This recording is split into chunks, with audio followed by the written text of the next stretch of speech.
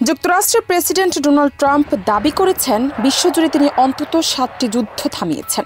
এর মধ্যে রয়েছে ভারত পাকিস্তানের সংঘাতও। এমনকি তিনি বলেন এসব কৃতিত্বের জন্য তার একাধিক নোবেল শান্তি পুরস্কার পাওয়া উচিত। এলএমই সার্টিফাইড বিশ্বসেরা কপারে তৈরি ওয়ালটন কেবলস, যা আপনার স্থাপনাকে রাখবে সব সময় নিরাপদ। 20 সেপ্টেম্বর আমেরিকার কর্নারস্টোন ইউনিভার্সিটির ফাউন্ডার্স ডিনারে দেওয়া বক্তব্যে ট্রাম্পের দাবি করেন।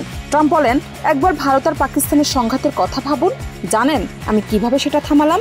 বাণিজ্যের মাধ্যমে। আমি বলেছিলাম যদি যুদ্ধ চালাও তবে কোনো বাণিজ্য হবে না। এরপর তারা থেমে যায়। তিনি আরও জানান, দুই দেশের নেতাদের প্রতি তার গভীর শ্রদ্ধা রয়েছে, তবে পরিস্থিতি সামাল দিতে তিনি কৌশলগতভাবে বাণিজ্যিক চাপ প্রয়োগ করেন। আরও 6টি যুদ্ধ থামানোর দাবি করেন। ট্রাম্প দাবি করেন শুধু ভারত পাকিস্তান নয়, আরও 6টি যুদ্ধ থামিয়েছেন তিনি।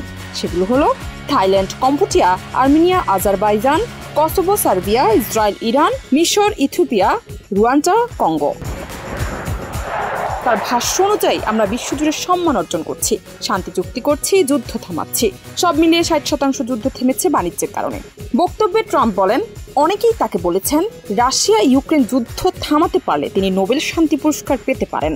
জবাবে ট্রাম্প প্রশ্ন তোলেন, তাহলে বাকি 7টা কি? আমি তো 7টি যুদ্ধ থামিয়েছি, প্রতিটার জন্য আলাদা করে নোবেল পাওয়া উচিত। জান্নাত নিপু, দেশ রূপান্তর।